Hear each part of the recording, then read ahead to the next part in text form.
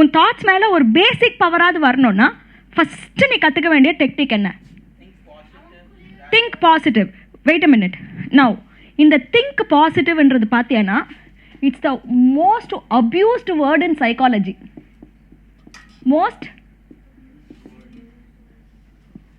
ஏன் இதை அப்யூஸ்டுன்னு சொல்கிறேன்? ஃபர்ஸ்ட் ஆஃப் ஆல் நீ எல்லா இடத்துலையும் திங்க் பாசிட்டிவ் பண்ணி நின்றேன்னா வீணாக போவேன். திங்க் பாசிட்டிவ்ன்றது ராங் அட்வைஸு. சப்போஸிங் அரவிந்துக்கு சினிமாவில் நடிக்கணுன்ற ஆசை வருதுன்னு வச்சுக்கோ, சும்மா வச்சுப்போம் பேர்.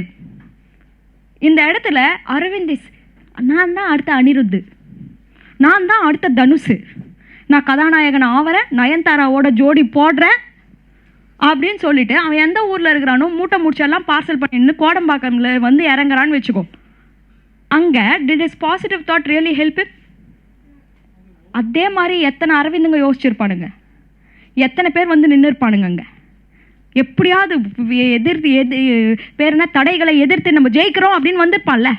அந்த இடத்துல அரவிந்த் நெகட்டிவாக திங்க் பண்ணியிருந்து ஓகேடா நம்மளுக்கு ஆசை இருக்குது ஆனால் நம்மளால் சக்ஸஸ் பண்ண முடியாமல் போச்சுன்னா என்ன பண்ணுறது, பிளான் பி என்ன, பிளான் சி என்ன, எனக்கு இந்த இசையமைப்பாளர் எனக்கு வந்து ஒரு இன்டர்வியூ கொடுக்கலன்னா நான் என்ன பண்ணுறது? அந்த இடத்துல ஆக்சுவலாக negative thinking would have helped him more. How many of you agree? Right? So mind ஃப்ரெஷ்ன்றது திங்க் பாசிட்டிவ் கிடையாது. மைண்ட் ஃப்ரெஷ்ன்றது அப்போ என்னது?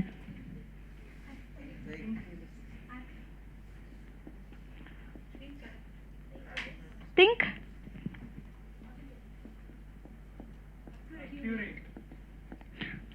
துல்லியமாக இருக்கணும் உன்னோட தாட்டு.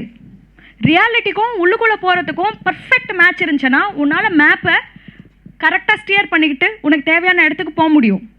ஓவராக பாசிட்டிவாக இருந்தாலும் வேலைக்கு ஆகாது, நெகட்டிவாக இருந்தாலும் எந்த இடத்துக்கு எந்த திங்கிங் தேவையோ அந்த இதுவை நம்ம அப்ளை பண்ணுறோம். Okay, so now let's come back.